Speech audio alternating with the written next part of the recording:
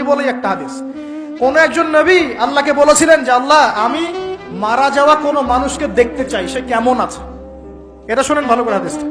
মারা যাওয়া কোনো মানুষকে আমি দেখতে চাই, সে কেমন আছে। আল্লাহ পাক সেই নবীর আরজি কবুল করলেন, বললেন আচ্ছা ঠিক আছে দেখাচ্ছি। কবরের সামনে গিয়ে দাঁড়ালেন।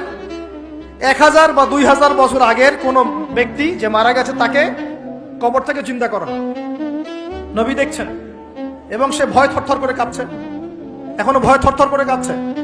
নবীজি, আমাদের নবী নন, অন্য কোন নবী তিনি, সেই নবী বলছেন যে তুমি ভয় কাঁপছো কেন, তুমি কত বছর আগে ইন্তেকাল করছো, কি তোমার হালচাল বলো আমাকে। সেই ব্যক্তি বলছে আমি আজকে থেকে 1000 বা 1500 বছর আগে মারা গেছি, আমি ভয়ে কাঁপছি।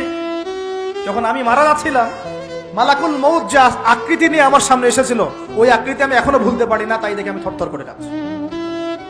তিনি বলছেন যে আমি 1500 বছর হয়ে গেছে আমার মউতের, কিন্তু আমার দেহ থেকে এখন পর্যন্ত রূহ কবজ করার যে কষ্ট, এই কষ্ট এখনো যায় নাই। আর এই সব দুর্নীতি করে আর অন্যায় করে মানুষের সম্পদ আত্মসাৎ করে অন্যের উপর অত্যাচার করে আমরা ভাবছি যে আমরা কালকে আমাদের মাঠে পার পেয়ে যাবো।